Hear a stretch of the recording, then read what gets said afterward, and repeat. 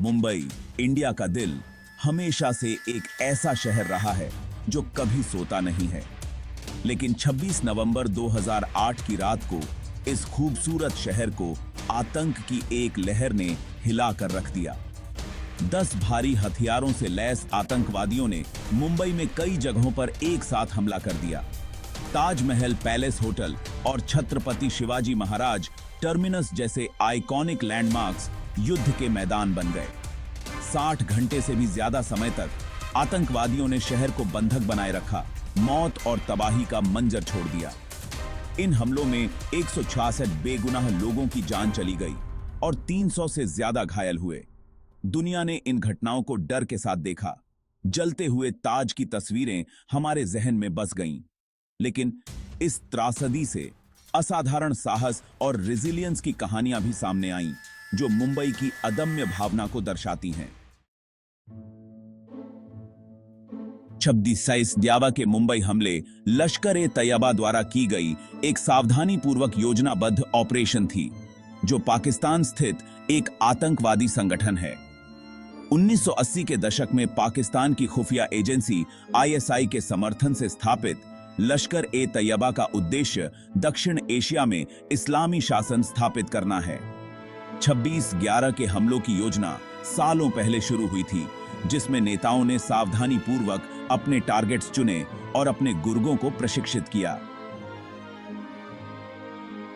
इस साजिश के पीछे के मास्टरमाइंड में हाफिज सईद और जकीउर रहमान लखवी शामिल थे। आतंकवादियों ने पाकिस्तान के कब्जे वाले कश्मीर में व्यापक प्रशिक्षण लिया और उन्हें अर्बन वॉरफेयर टैक्टिक्स में निर्देश दिया गया। हमलों में शामिल सोफिस्टिकेशन और कोऑर्डिनेशन के स्तर ने स्टेट एक्टर्स की सीधी भागीदारी की ओर इशारा किया, जिससे भारत और पाकिस्तान के बीच तनाव और बढ़ गया।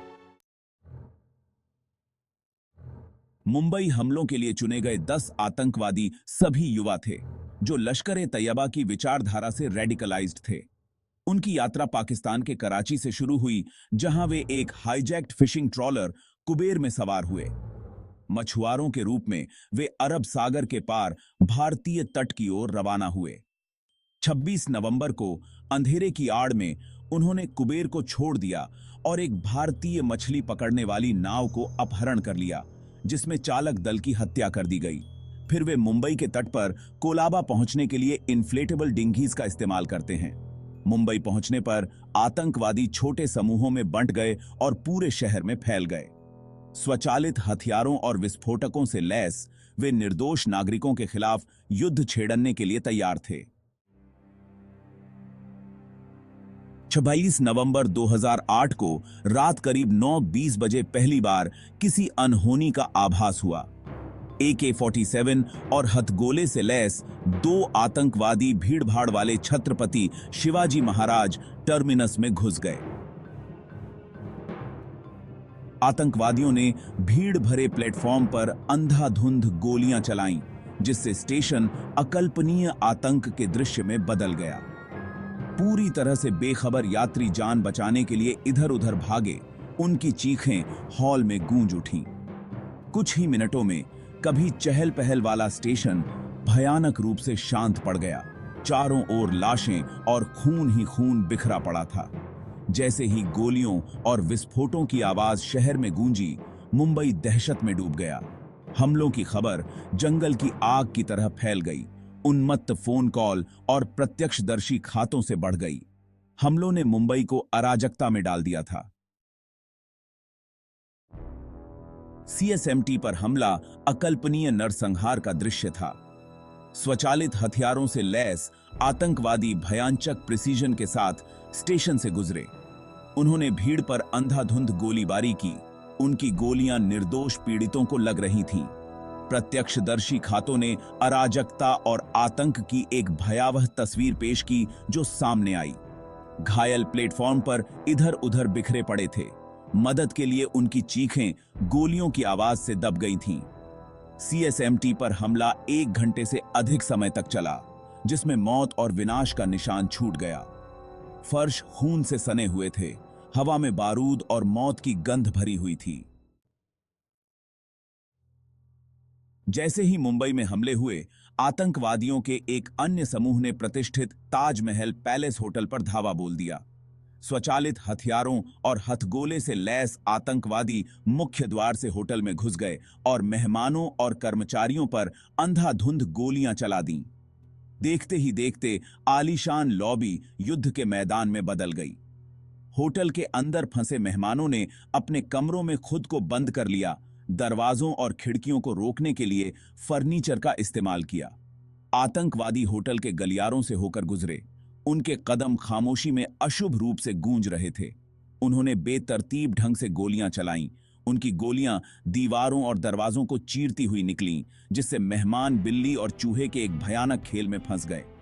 दुनिया ने डर के मारे देखा, क्योंकि आग की लपटों ने ताज के प्रतिष्ठित गुंबद को अपनी चपेट में ले लिया था। जैसे ही मुंबई पर हमले होते रहे, अंधेरे से उम्मीद की एक किरण उभरी। भारत के कुलीन आतंकवाद रोधी बल राष्ट्रीय सुरक्षा गार्ड को मुंबई में तैनात करने का आदेश मिला। अपने कठोर प्रशिक्षण और अटूट साहस के लिए जाने जाने वाले एनएसजी कमांडो नई दिल्ली में एक विशेष विमान में सवार हुए और मुंबई के लिए उड़ान भरी। एनएसजी कमांडो के आगमन ने मुंबईकरों के दिलों में उम्मीद की किरण जगा दी। अत्याधुनिक हथियारों से लैस कमांडो ने अपने अभियान शुरू करने में देर नहीं की। एनएसजी कमांडो को कड़ी चुनौती का सामना करना पड़ा, लेकिन वे अडिग रहे। उनकी बहादुरी और व्यावसायिकता उनके प्रशिक्षण और अपने राष्ट्र की रक्षा के लिए प्रतिबद्धता का प्रमाण थी।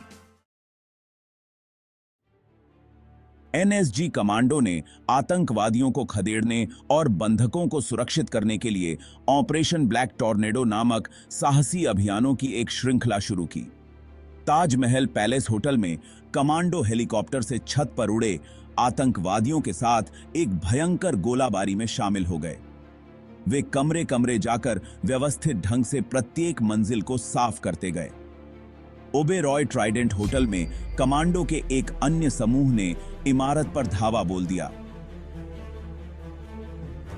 आतंकवादियों को निष्क्रिय करने के लिए स्टन ग्रेनेड और धुएं के बमों का इस्तेमाल किया। उन्होंने अपने कमरों में फंसे बंधकों को बचाया, उन्हें सुरक्षित स्थानों पर पहुंचाया।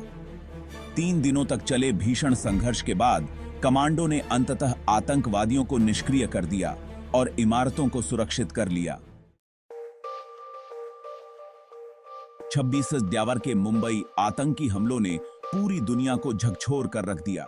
सरकारों और दुनिया भर के नेताओं ने हमलों की निंदा की, भारत के साथ एकजुटता व्यक्त की। अमेरिका ने दोषियों को न्याय के कटघरे में लाने के भारत के प्रयासों का समर्थन करने में महत्वपूर्ण भूमिका निभाई। अमेरिका ने भारत के साथ खुफिया जानकारी साझा की, जिससे हमलों के पीछे के संचालकों और मास्टरमाइंड की पहचान करने में मदद मिली। हमलों ने आतंकवाद की वैश्विक प्रकृति और अंतर्राष्ट्रीय सहयोग की आवश्यकता को उजागर किया। अमेरिका और अन्य देशों ने आतंकवादी नेटवर्क को ध्वस्त करने के लिए भारत के साथ मिलकर काम करने का वादा किया। हमलों ने भारत और पाकिस्तान के बीच संबंधों को तनावपूर्ण कर दिया। इस बात पर प्रकाश डाला कि पाकिस्तान को अपने क्षेत्र से काम कर रहे आतंकवादी समूहों के खिलाफ ठोस कार्रवाई करने की आवश्यकता है। 26 अलावा के मुंबई आतंकी हमलों ने शहर और उसके लोगों पर एक अमिट छाप छोड़ी। हमलों में 166 निर्दोष लोगों की जान चली गई, जिससे परिवार बिखर गए और एक शहर अपने नुकसान से जूझ रहा था। फिर भी इस त्रासदी की राख से असाधारण साहस और लचीलापन की कहानियां सामने आईं। शहर घायल लेकिन टूटा नहीं, प्रतिकूल परिस्थितियों का सामना करने के लिए एक साथ आया। 26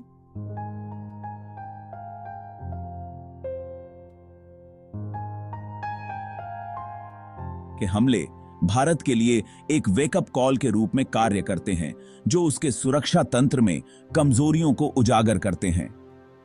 हमलों के बाद भारत ने अपने सुरक्षा बुनियादी ढांचे को मजबूत करने के लिए कई सुधार लागू किए।